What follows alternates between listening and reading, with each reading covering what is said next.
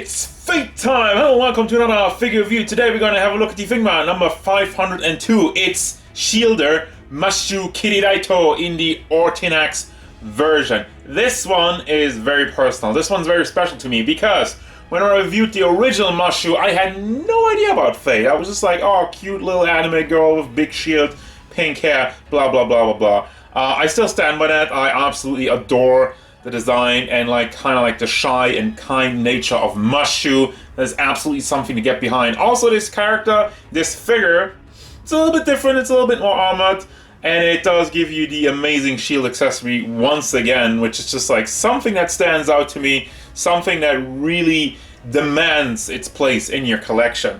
But is this version worth it? Let's have a look at it. And if you want to see more Fate content, Fate Figma content, Fate Figma, say that 3 times fast. I don't even know what I'm saying. Subscribe and like. And yet another Fate character that you can't pose without the base because of super high plateau shoes. Weird. Is that a trend? Anyway, she stands at about 14 centimeters to the top of her hat, which means we are going up to 5.6 inches tall. Size comparisons. Here's Jalter, Okita Soji Alter, SH Figure Arts Son Goku, Cooler, NECA Michelangelo, and Darkseid. Now for the overall look in detail, here's old Mashu and the new Mashu. She does retain, obviously, the color scheme of the black and purple all throughout it. And I love this pose, by the way. That's why I'm not going to take out of this pose. I just want to display her like that. But we do have also a little bit more darker hairstyle. But overall, I think the biggest part of it is that the armor on the previous Mashu was still armor, but this one is a lot thicker. Well, I'm mostly talking about the armor. But anyway, let me get her off the stand real quick and have a look at the face sculpt. You do have still a more, actually very menacing face on this version. Something I'm not really used to from the lot more shy, reserved Mashu that we had before. Kind of has a big color going around with the dots on there, kind of getting a little bit of the Guns vibe, if you catch my drift on that one. Got a little bit more purple on the back and some kind of a backpack, and there's also a nice butt mold on the arms. You have a little bit more armor wrapped around the elbows, it seems, and also the wrist with some more white spots on there.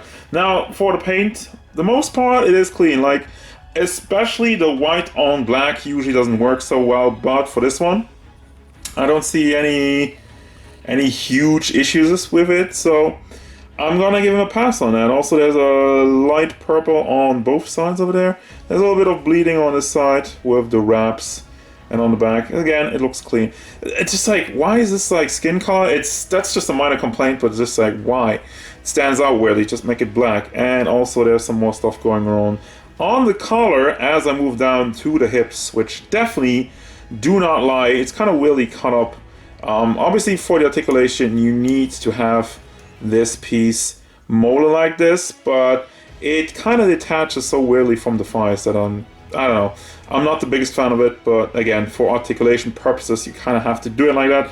Also, the purple does seem to have a little bit of bleeding on both sides, but it's not the worst thing in the world. As you can tell, you can just move this stuff to the side. It is obviously articulated, which we'll have a look at in just a second. I want to show you the look first if you're new here, and then you got more white stuff on the sides again. Tiny bit of bleeding, but nothing to complain about. And she also has the plateau shoes, kind of like Okita, which I just recently had a look at. For your articulation, you have some extra stuff and some stuff that it's kind of disappointing, but mostly due to the design. The hat moves back and forth, does tilt side to side just a little bit, and does go all the way around. For your shoulder articulation, you have the exact same thing that you always have, which is a ball hinge in there and another ball joint in the chest area. However, the armor over here doesn't leave it any room, so it doesn't really move up that far unless, of course, you bring it in a different position. You do have the hinge still doing its job, but overall, it's more of a design issue than really, if you cut this down, it's not armored anymore. It's weird. So then you have the ball hinge in the elbow and another ball hinge in the fist. The chest area is very nimble, goes around back and forth, does tilt side to side, and rotates Now you could give it all the way, but I don't want to scratch it too much. That will always be an issue. Then you have these side panels over here, which are on ball packs. It's packed in to the torso area, so you can rotate those around and move them up and down to get them out of the way.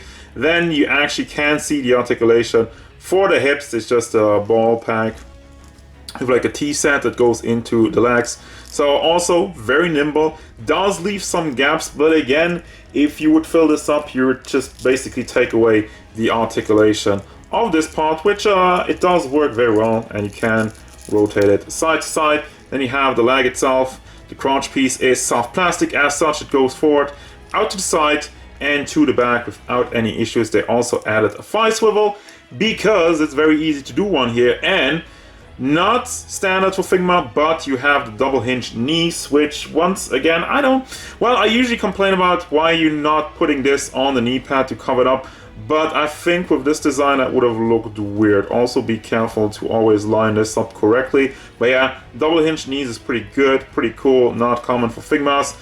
And then you have the foot, which is pretty limited in there. It's probably just on a ball, so you can wiggle it back and forth, side to side, put it a little bit on an angle, and also, well, you would rotate it, but again, obviously due to this, you cannot really do much. But then again, feet positioning is not the worst thing in the world for Figma, that you can't even pose without using the base, obviously, because of these plateau shoes.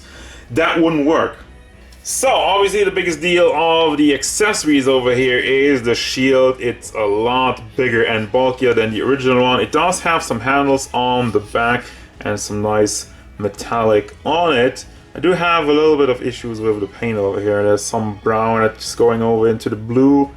That is unfortunate, but you know, that's quality control. Not all of them have that. I like the bolts kind of in the back. Those are nicely painted, and also has a kind of like this nail in the lower half. And just for comparison, here we have still the original shield, which obviously, as you can tell, it's a lot more detailed. It looks a lot nicer, but as I said, the entire idea of the Ortinax version is that it's like highly armored, a lot more bulky, so it does the trick. And also you can just pull this out, have this pack over here, and then put this see-through ball pack in the lower half, so you can put it on this base, which okay, I always touch that. Be very careful to not grab onto this because it will break off. This is like very, very small, tiny plastic, and if you just push on that, you might break it off. I think with the original Master I had a little bit of breakage on there.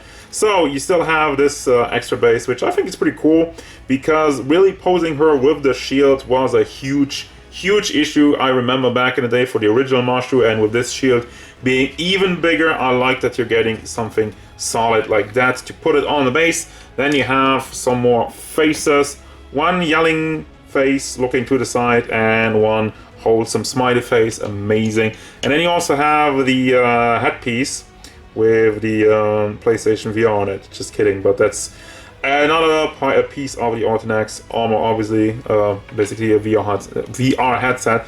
That's what it looks like, so I'm going to call it like that. And then you have some open hands, completely open hands, and some more holding hands for some posing with the shield. And obviously you do have the Figma base and the Figma back, and like these extra pieces, which is like one kind of, this piece goes on to the base. If you want to use it, you don't have to use it, just to have a little extra movement on there. And then you have this tiny ball hinge to replace the hand pack if it ever breaks off, which is great, because I wish Figuarts would do that. And I know you guys are probably asking, can you swap the faces? Here we have the serious face and the angry kind of yelling face of the old Marshu. That fits on the face. However, you cannot change the hair pieces, which do have a different color anyway, but that pack does not really fit. You know, I don't want to force it too much, but maybe if you cut it off a little bit. But again, it would be a little bit weird because it does have a dual tone color, and you can see it might be able to line up, but again, that would take some custom work. And then obviously I have to try this face on this hat without getting her out of position, because I love this position.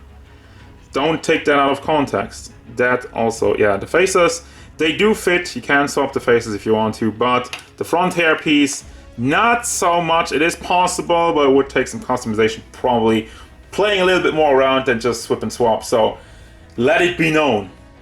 And there we go. That's going to bring me to the final thoughts for this Mushu Ortinax version. What do I think about this one? It's Mushu, but bulkier. If you're a fan of Mushu, just like I am, I feel like this figure is a nice addition to the collection. For everybody else, I mean, she does come with a giant shield, which is unique on its own. Do have some applications in the articulation that we don't usually see on a Figma.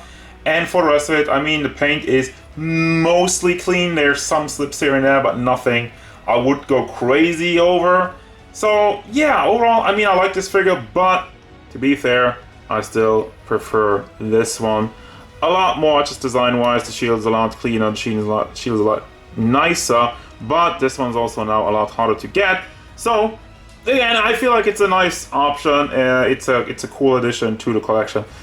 But yeah, I don't feel as strongly about it as I do with this one. And I don't mean to flex this one on people who couldn't get that one the first time around. I really hope they do like another wave of that one. But anyway, yeah, I do recommend this one for Mushu fans. And if you're a fan of the cool design and accessories, don't have any trouble with this figure other than, well, actually maybe the somewhat limited articulation in some parts, which is like a 50-50 because some parts are a little bit more limited, but other parts are better than they are on most Figmas, so I guess there's something there to be debated about. But anyway, I still recommend it. That's gonna do it. As usual, thank you very much for watching. Don't forget, if you enjoyed this review, hit it up with a like and subscribe to the channel so you can stay tuned for more figure reviews, card game stuff, and whatever Mushu wants.